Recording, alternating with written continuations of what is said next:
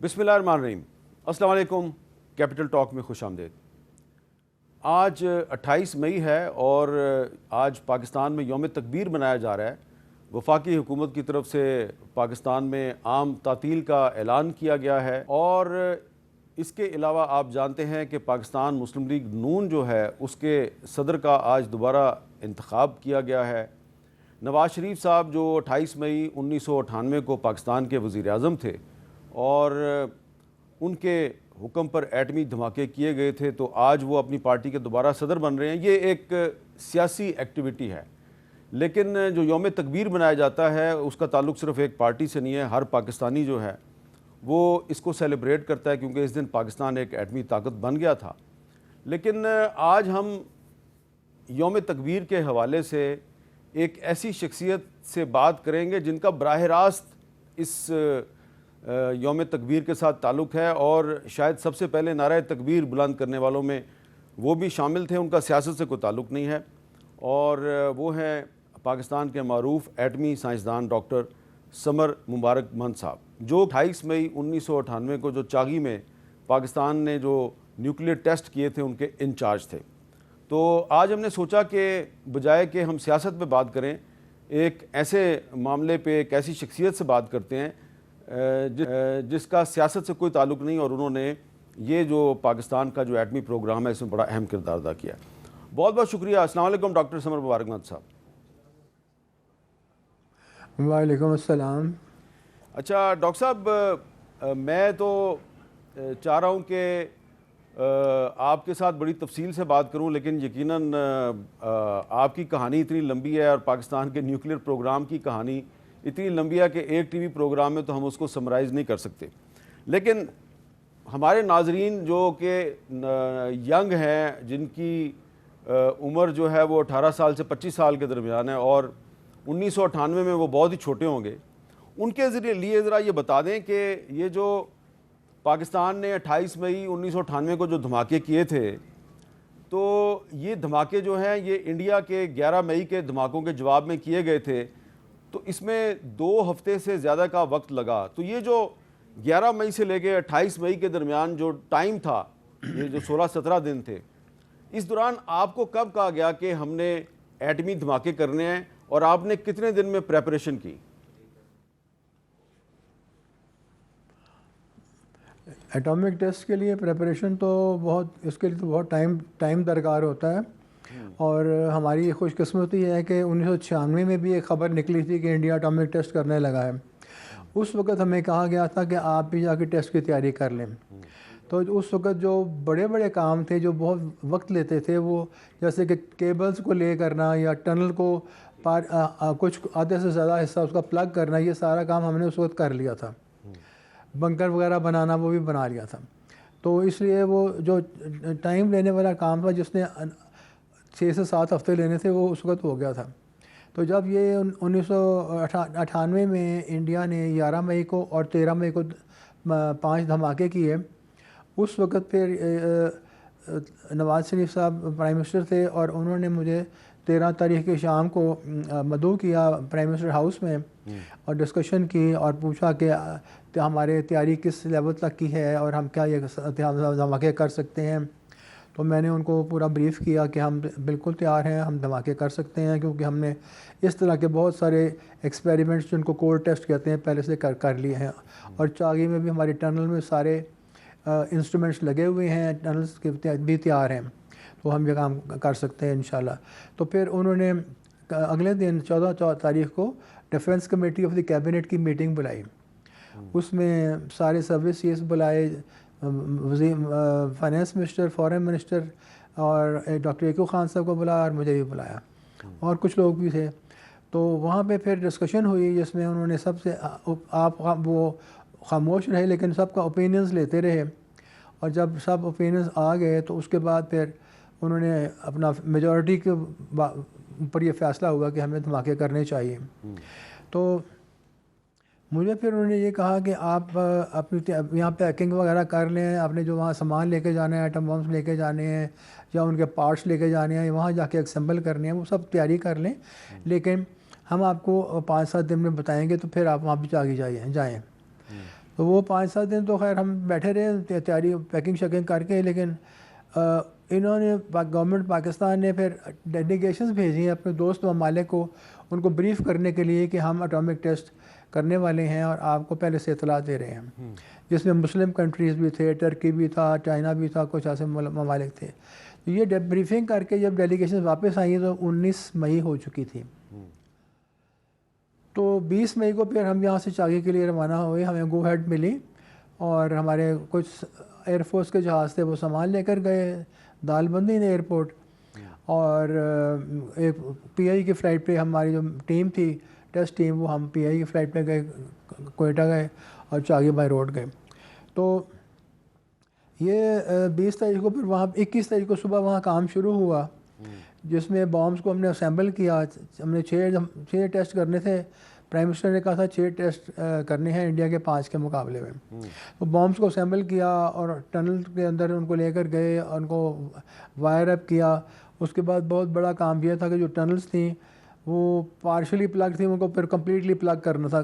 Plug ये होता है कि टनल की अब लंबाई 1 किलोमीटर से ज़्यादा है, तो उसमें 30-30 फुट लंबे बिल्कुल सॉलिड कंक्रीट के प्लग बनाने होते हैं, ताकि वहाँ से जो धमाका करे तो कोई गैसेस और तापकारी बाहर ना टनल के रास्ते निकल सके।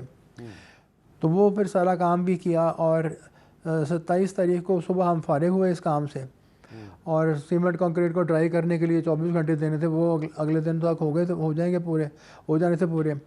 तो बस ये हुआ। फिर 28 तारीख को मैंने वहाँ पे सिर्फ जो टेस्ट टीम थी जिन्होंने टेस्ट करना था, 5-6 लोग थे, मैं था और 5-6 लोग और थे, हम वहाँ रह गए। बाकी सब लोगों को वहाँ से हमने एवैक्यूएट किया, क्योंकि ये चागी की साइड प्रिपेयर करने में और वहाँ पे बहुत से लोग बैठे हुए थे, काम कर रहे थे, तो बहुत एवैक्यूएशन वहाँ पे इन्वॉल्व थी और काफ़ी लोगों को वहाँ से निकालना था टेस्ट से पहले। अच्छा। और 28 तारीख को फिर एक हमारी ब्रिगेड थी आर्मी की जो हमारी हिफाजत के लिए वहाँ मामूर थी, उनको मैंने ब्रिगेडियर साहब को कहा कि अब आप भी इवैक्यूएट कर लें। तो उन्होंने भी 3 घंटे मांगे इस काम के लिए, तो शाम को 3 बजे तक ये सारा इवैक्यूएशन भी कंप्लीट हो गई।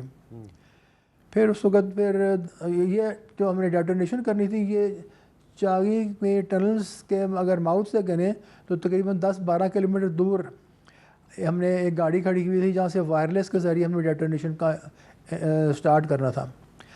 और वहाँ पे फिर हमने हमारे 2 हेलीकॉप्टर में कुछ मेहमान भी आए टेस्ट देखने के लिए, जिसमें डॉक्टर खान साहब थे और डॉक्टर अशफाक चेयरमैन PIC थे, कुछ आर्मी के लोग थे, जनरल जुल्फ़िकार वगैरह, तो वो उस टेस्ट देखने के लिए आए थे। बस वहाँ पे फिर हमने 3:15 बजे का टाइम फ़िक्स किया टेस्ट करने के लिए, 3:16 का। तो फिर मैंने अपने एक इंजीनियर को कहा जिन्होंने ये रिमोट कंट्रोल सिस्टम बनाया था कि आप बटन दबाएं इसका, तो आपको ऑनर जाना चाहिए, आपने बड़ा ये काम अच्छा सिस्टम बनाया है। तो फिर वो मुझे कहने लगे अच्छा जी मैं उल्टी गिनती शुरू करूँगा। मैंने कहा नहीं, उल्टी गिनती नहीं शुरू करनी, आप अल्लाह का नाम लें, नारा तकबीर करें और बटन दबा दें। तो उसने फिर अल्लाह अकबर कह के बटन दबा दिया। तो ये जाम तकबीर इसलिए कहलाता है। तो फिर उसके बाद ये एक सिग्नल गया यहाँ से एक वायरलेस का सिर्फ, क्योंकि ऊपर इतने सैटेलाइट मंडला रहे थे कि अगर हम ये 5 स्टेप प्रोसेस होती है आइटम बम बटन दबा के ना, पहला बटन दबाने से आगे 5 स्टेप लगते हैं बम को स्टार्ट होने में, चलने में। अच्छा।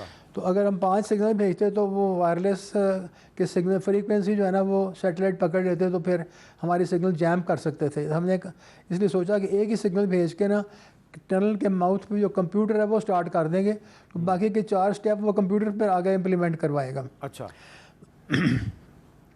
तो बस फिर वो कंप्यूटर ने कोई उससे 30-32 सेकंड लिए वो स्टेप कंप्लीट करने में, क्योंकि हर स्टेप वो जो लेता था, पहले एक सेफ्टी स्विच बंद करता था, उसका हमें यहाँ पे जहाँ गाड़ी में खड़े थे यहाँ इंडिकेशन आई थी कि स्विच ऑन हो गया। फिर वो बैटरी चार्ज करने के लिए दबाता था स्विच, तो फिर जब बैटरी की वोल्टेज पूरी होती थी तो फिर यहाँ पे हमें इंडिकेशन आती थी कि बैटरी की वोल्टेज हो गई। फिर हाई वोल्टेज का, तो फिर हाई वोल्टेज पूरी जब बिल्ड होती थी तो वो भी आती थी। फिर आखिर में फिर आखिरी बटन दबाता थे जब हाई वोल्टेज आके डेटोनेटर्स एटम बम को चलाती थी। तो ये सारी हमें यहाँ पे कंफर्मेशन आती जा रही थी कि सारे काम होते जा रहे हैं। तो 32 सेकंड के बाद हमने पहाड़ों पे अपनी नज़रें गाड़ी हुई थी कि अब कुछ होगा, तो हमें कुछ नज़र नहीं आया 5-6 सेकंड। उसके बाद फिर अर्थक्वेक आया, बहुत ज़ोर से झटका लगा, खड़ा होना मुश्किल हो गया हमारा।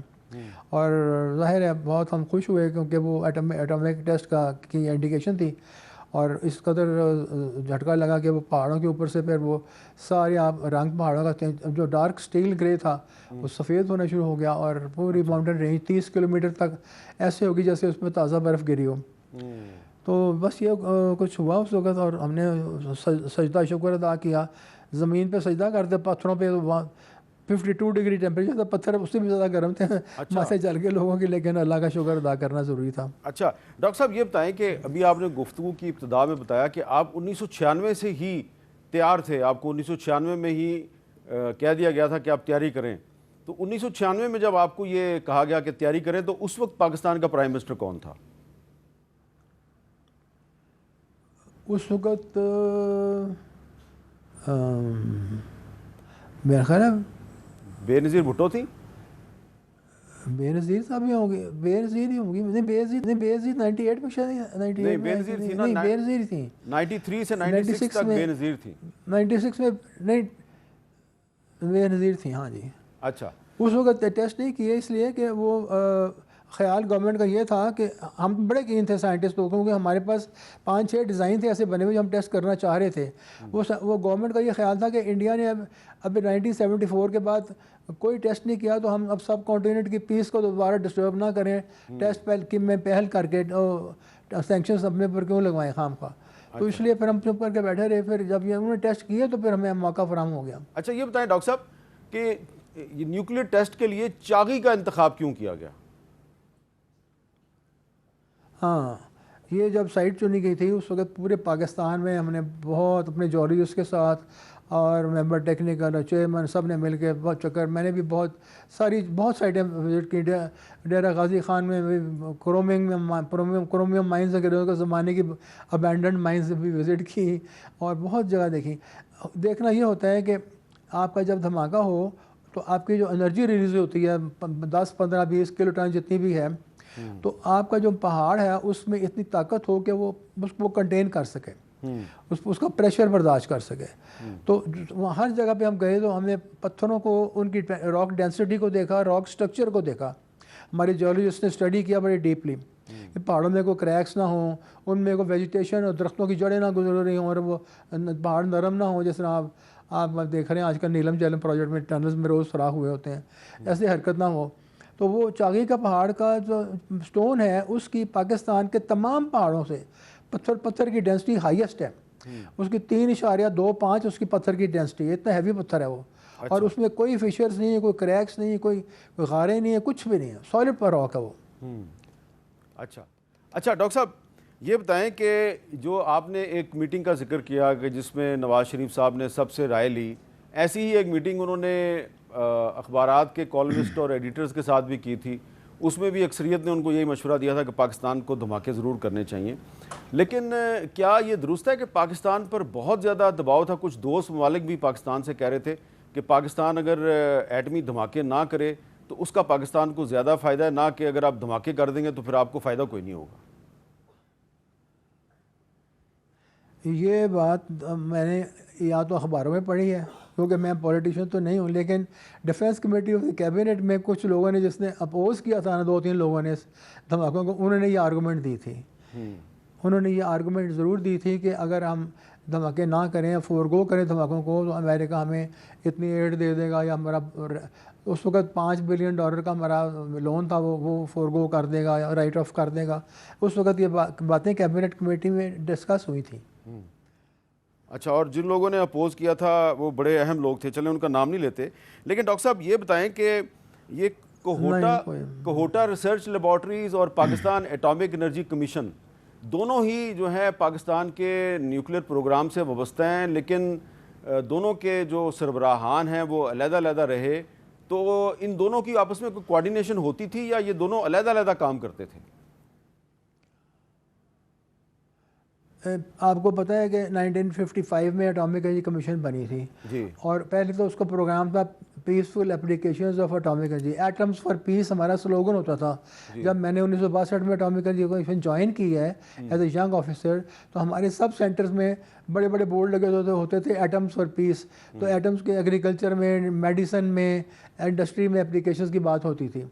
जब हमारा मुल्क टूटा 1971 के दिसंबर में, फिर इंडिया ने एटॉमिक टेस्ट किया 1974 में, उस वक्त भुट्टो साहब ने एक ये तहिया किया और ये प्रोग्राम स्टार्ट करना है, और इसको मोमेंटम दिया प्रोग्राम को, इसकी रोलिंग स्टार्ट करा दी कि करना चाहिए, और चेयरमैन भी एटॉमिक का वो लगाया जो इस प्रोग्राम के हक़ में था, मुनीर अहमद ख़ान साहब को। ठीक है, तो ये तो मतलब है। उसके बाद जो भी गवर्नमेंट आई हैं उन्होंने इसको सपोर्ट किया था, नेशनल प्रोग्राम, और ये चलता रहा ज़ियाउल हक़ के ज़माने में भी, उसके बाद नवाज शरीफ के, फिर बेनज़ीर के, फिर नवाज शरीफ के, फिर इस तरह चलता रहा, ये ऑल थ्रू आउट चलता रहा 1998 तक सबूतली, और अभी भी चल रहा है। अच्छा, अब डॉक्टर साहब एक सवाल ज़रा थोड़ा सा मुश्किल है मेरे लिए, लेकिन क्योंकि आज पूरी कौम यौम तकबीर मना रही है और तकरीबन तमाम जो पाकिस्तान के बड़े अखबारात हैं उसमें आज एक इश्तिहार छपा है, वतन के हम रखवाले हैं, हम 28 मई वाले हैं। ऊपर शहबाज शरीफ साहब की तस्वीर है, नीचे नवाज़ शरीफ साहब की और भुट्टो साहब की तस्वीर है, लेकिन इसमें आपकी तस्वीर भी गायब है और डॉक्टर अब्दुल कदीर खान साहब की तस्वीर भी गायब है। ये मुझे बताएं कि ये क्यों, आप दोनों की तस्वीरें क्यों गायब हैं इसमें से? देखें जी, मैं ये वजह तो मुझसे ना पूछी जाए, जिन्होंने इश्तिहार छापा उनसे पूछा जाए, लेकिन मैं माइंड नहीं करता। हम क्योंकि हमने सारी ज़िंदगी खामोशी से काम किया है, हमने कभी पब्लिसिटी की तरफ देखा ही नहीं है। खैर डॉक्टर खान साहब तो खैर थे ज़रा कॉन्शियस, लेकिन वो अब नहीं है दुनिया में।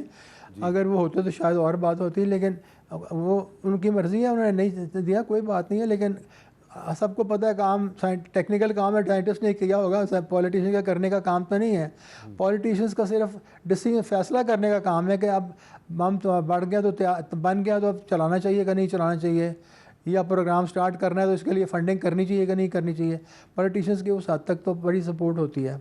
अच्छा, अब इस इश्तिहार की जो है ना, उसमें नवाज़ शरीफ साहब की तस्वीर की बैकग्राउंड में जुल्फ़िकार अली भुट्टो साहब की तस्वीर नज़र आ रही है, तो क्योंकि ये हुकूमत ने मेहरबानी की है कि भुट्टो साहब की वो शामिल कर दिया इस इश्तिहार में, तो हम एक भुट्टो साहब का एक क्लिप आपको सुनवाना चाहते हैं। न्यूक्लियर प्रोग्राम पे उन्होंने एक तकरीर की थी, क्या कहा था, ज़रा सुनें। Why should we be prevented from advancement in nuclear technology? How can you limit our advance in the field of nuclear technology? We cannot be stopped from using this process for our peaceful needs, and the argument hinges on it. No, that we do not want Pakistan to have this capability. Inshallah, the people of Pakistan will see that I will complete the mission for this great nation. अच्छा, और जो जुल्फ़िकार अली भुट्टो साहब है ना, ये भी 1958 से इस प्रोग्राम से वाबस्ता थे, और इसके बाद फिर नवाज़ शरीफ साहब जो हैं, इन्होंने भी इस मामले पे एक तकरीर में क्या बात की, जरा वो भी सुन लेते हैं। भारत ने एटम बमों का तजुर्बा करके ताकत का तवाज़ुन बदल डाला है, और उसके बाद ये इंतबाह के नए हालात में सर झुकाकर रहना सीखो। आजाद कश्मीर पर फौजी कब्जे की धमकियां, भारतीय लीडरों ने इश्तियाल अंगेज बयानात का जो सिलसिला शुरू कर रखा है, वो कुव्वत बर्दाश्त से बाहर होता जा रहा है। मैं किसी बुज़दिल और अतात पसंद कौम का नुमाइंदा नहीं हूँ। भारत ने जो एटमी तजुर्बात किए, आज हमने उसका हिसाब भी चुका दिया है, और 5 कामयाब एटमी तजुर्बात किए हैं। अच्छा डॉक्टर साहब, ये बताएं कि आप बता रहे हैं कि 6 धमाके किए गए, तो नवाज शरीफ साहब ने 5 का जिक्र किया। मुझे अच्छी तरह याद है कि उस वक्त पहले 5 ही की खबर आई थी, लेकिन फिर डॉक्टर अब्दुल कदीर खान साहब ने मुझे बताया नहीं 5 नहीं 6 हुए हैं। तो ये 5 और 6 की क्या कहानी है? पहले दिन 28 मई को 5 हुए थे चागी में। उसके बाद 6वां धमाका हमने जब छोटे साइज़ की बहुत एफिशिएंट डिवाइस बनाई थी, न्यूक्लियर बॉम्ब बनाया था, जो शाहीन 1 मिसाइल के लिए मखसूस बॉम्ब था। उसका टेस्ट खारान में किया था वो, और वो 30 तारीख को किया था। 30 मई को। बीच में ना 2 दिन का वक्फा था। ये जो तकरीर है ये उन्होंने उस वक्त की है जब वो पब्लिक स्पीच कर रहे थे लाहौर में मस्जिद शोहदा के सामने, मेरा ख्याल है, मैं तो यहाँ नहीं था। वहाँ पे उन्होंने ये तकरीर की होगी, और मैंने उनको टेलीफोन पे बताया था कि चागी में हमने टेस्ट किए और वहाँ पे क्या मंजर हमने देखा, पहाड़ का रंग कैसे बदला, वो उनको बताया था मैंने ज़ुबानी। तो वो मैंने सुना है कि उस तकरीर में उन्होंने उसका जिक्र भी किया था। अच्छा। और ये लेकिन अगर आखिरी टेस्ट जो है ना वो 30 मई को हुआ था जी। अच्छा, तो ये बताएं कि फिर नवाज वो 6वां टेस्ट था। नवाज शरीफ साहब चागी कब आए थे? वो उसके बाद अब मेरा ख्याल है जून में आप लोग सब बहुत सारे सहाफ़ियों को लेकर आए थे। बहुत सहाफ़ी भी थे, इंटरनेशनल मीडिया भी था। जून के एंड पे वो आए थे, एक वो खान साहब भी साथ थे।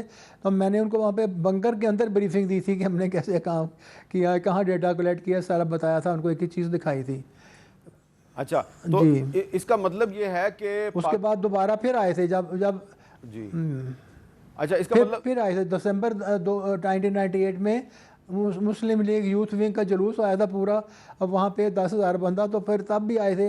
वहाँ पे उन्होंने पब्लिक मीटिंग एड्रेस की थी और फ्लैग रेजिंग की थी, और सारे चारों गवर्नर और चारों चीफ मिनिस्टर भी वहाँ पे आए थे। अच्छा, उनके साथ डॉक्टर साहब, ये फिर चीज़ जो है ना, ये आज यानी कि हमें पूरी पाकिस्तानी कौम को याद दहानी के तौर पे बतानी है कि 28 मई 1998 को पाकिस्तान ने 5 एटमी धमाके किए, और उसके बाद छठा एटमी धमाका पाकिस्तान ने 30 मई 1998 को किया। यानी कि ये बात आपने कंफर्म कर दी। मैं बिल्कुल कंफर्म कर रहा हूँ, बल्कि उस दिन हुआ ये था कि जब हमने धमाका किया था उसी वक्त साइमल्टेनियसली कोई 100 मिली सेकेंड के अंदर, कोई इशारिया 2 माइक्रो सेकेंड के अंदर काराकोरम रेंज में एक अर्थक्वेक आया था। अच्छा, उसकी भी शॉक वेव जनरेट हुई थी। तो हमारे धमाके की जो पीक थी ना 30 मई की, उस पीक जो उसकी पीक के ऊपर, ग्राफ की पीक के ऊपर शोल्डर पे एक और पीक आ गई। अच्छा। तो उस वक्त मगरबी दुनिया ने क्वेश्चन किया, बल्कि कहा कि पाकिस्तान ने 2 बम इकट्ठे चलाए हैं। और हमारे फॉरेन मिनिस्टर साहब गौहर अयूब साहब ने कहा कि हाँ जी 2 बम, मेरा ख्याल है कि 2 बम भी चलाए होंगे। तो फिर बाद में मुझे क्लैरिफिकेशन के तौर पे मुझे पूछा गया, जब मैं वापस आया तो मैंने बताया कि नहीं, वो हमने एक धमाका किया था, दूसरा जो पीक थी वो अर्थक्वेक की पीक थी, लेकिन इत्तफाक ये था कि वो उसी वक्त जनरेट हुई, तो वो दूसरा धमाका बन गया। हमने एक ही किया था। अच्छा, तो धमाके 6 ही थे। जी 6 थे। अच्छा डॉक्टर साहब, हमने कुछ और भी आपसे सवालात करने हैं। एक छोटा सा हमने ब्रेक लेना है, ब्रेक के बाद दोबारा आपके पास आते हैं। आज हम यौम तकबीर के हवाले से पाकिस्तान के एटमी प्रोग्राम से वाबस्ता एक हीरो और मारूफ साइंसदान जनाब डॉक्टर समर मुबारकमंद साहब से गुफ्तगू करें। डॉक्टर साहब, हमने ब्रेक से पहले जो नवाज़ शरीफ साहब का एक क्लिप सुनाया, उसमें वो नवाज़ शरीफ साहब बता रहे थे कि इंडिया जो है वो उस वक्त भी हमें आज़ाद कश्मीर पर कब्ज़े की धमकियां दे रहा था। इंडिया ऐसी धमकियां आज भी देता है। ये बताइए कि जो हमारा जो एटमी प्रोग्राम है, जो हमारे न्यूक्लियर वेपन्स हैं, क्या इनको उस तरह के ख़तरात का सामना रहा है जिस तरह के इजराइल ने कभी ईरान की जो एटमी तनसीबात है तबाह कर दी, कभी उसने इराक़ की एटमी तनसीबात तबाह कर दी। पाकिस्तान को कभी ऐसे ख़तरे का सामना करना पड़ा है? देखें, जिस वक्त कोई भी मुल्क एटमी असला बनाता है तो उनको ज़िम्मेदारी का सबूत देना चाहिए। पाकिस्तान ने जैसे ही ये न्यूक्लियर वेपन्स डेवलप किए तो बहुत ज़बरदस्त हमने elaborate command and control system बनाया। दुनिया के तमाम कमांड एंड कंट्रोल सिस्टम्स को सामने रख के, वेस्ट के सिस्टम्स को भी सामने रख के, जो बेहतरीन सिस्टम था वो हमने बनाया। और यही वो वक्त था जब के पाकिस्तान में टेररिज्म की वेव जो लहर है ये पकड़ रही थी। आपको पता है कि मैं 2000 के बाद 10 साल तक, तकरीबन 1998 से 10-12 साल तक टेररिज्म की क्या यहाँ पे मुसीबत पड़ी थी पाकिस्तान को। तो उस वक्त हमारे वेपन्स की कस्टडी इतनी सेफ़ रही कि ना कोई वेपन यहाँ से चोरी हुआ, ना कोई फिसाइल मटेरियल चोरी हुआ। जबकि दुनिया का अगर आप रिकॉर्ड देखें, बड़े बड़े सोफिस्टिकेटेड मुल्कों का रिकॉर्ड देखें, इंडिया से बेतहाशा थोरियम चोरी हुआ, कई इवेंट्स हुए चोरी के। और जो हमारे दोस्त ममालिक हैं वेस्ट के, जो बहुत बड़े मुल्क हैं, उनके हाइड्रोजन बॉम्ब्स जहाज़ों के नीचे लगे हुए अटलांटिक ओशन में गिर गए स्पेन की कोस्ट के साथ। तो अब ये ऐसे एक्सीडेंट्स जगह जगह होते रहे, लेकिन पाकिस्तान में कभी ऐसा कुछ नहीं हुआ। तो इस फैक्ट को तस्लीम करते हुए IAEA international atomic energy agency ने ये कहा कि जितने भी दुनिया के न्यूक्लियर कंट्रीज़ हैं वो सारे आएँ, और ये 4-5 साल पहले की बात है, और इस्लामाबाद में कमांड एंड कंट्रोल के ऊपर वर्कशॉप अटेंड करें और इनसे पाकिस्तान से सीखें कि कितना बेहतरीन उन्होंने कमांड एंड कंट्रोल सिस्टम बनाया है, जिसने सारे प्रेशर्स, टेररिज्म के हर तरह के दुश्मन के प्रेशर्स बर्दाश्त किए हैं और फुल प्रूफ सिस्टम होने का सबूत दिया है। तो ये हमारा कमांड एंड कंट्रोल सिस्टम था जिसकी वजह से कोई वेपन यहाँ से दाएँ बाएँ नहीं हो सके। अच्छा, और ये जो बहुत से जो मगरबी ममालिक के अखबारात और टीवी चैनल्स ये प्रोपेगेंडा करते थे, ख़ास तौर पे जब अफ़गानिस्तान में वॉर अगेंस्ट टेरर चल रही थी, तो कहते थे जी वो तालिबान जो हैं वो पाकिस्तान के एटमी हथियार चोरी करके ले जाएंगे।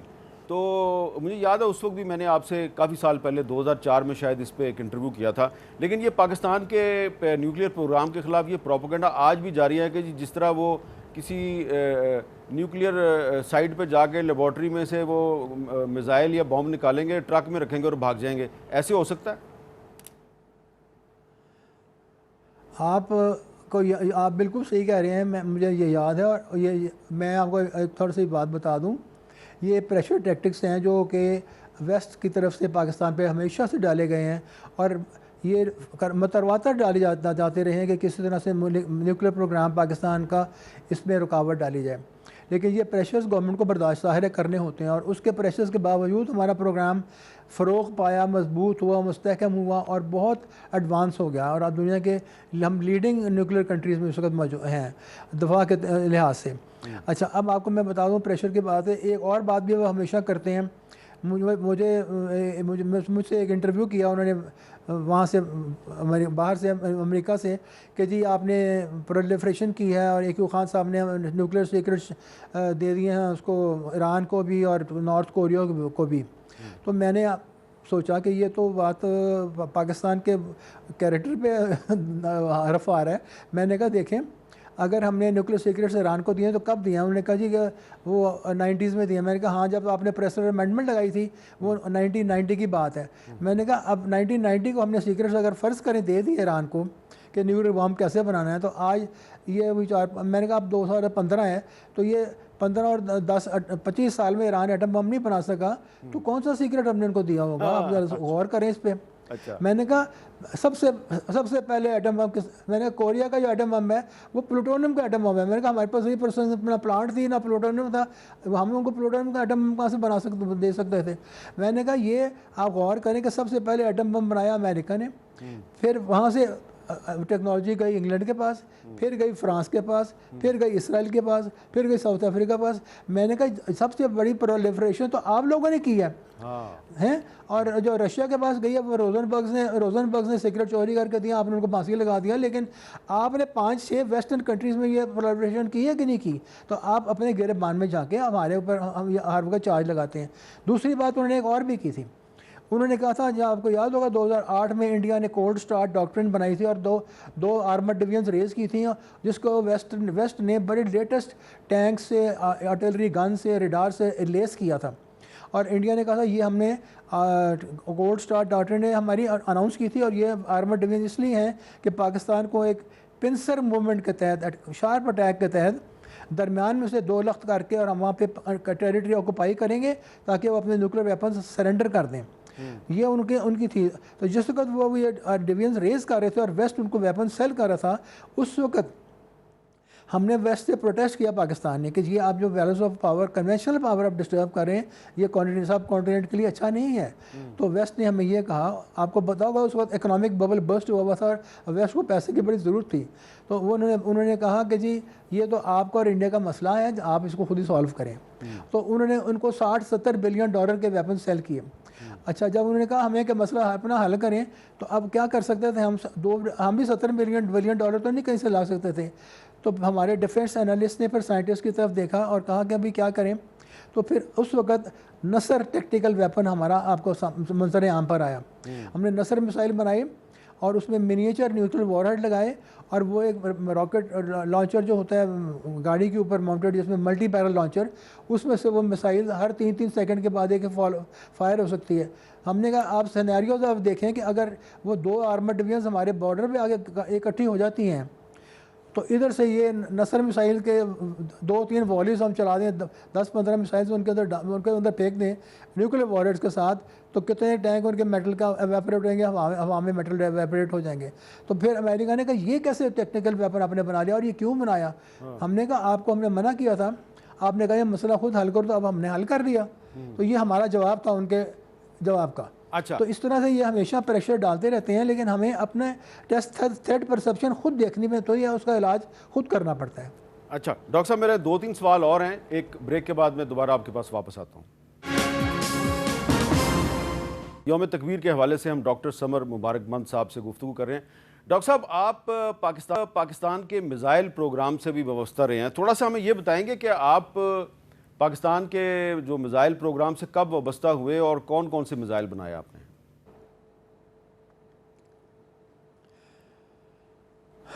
हुआ ऐसा था कि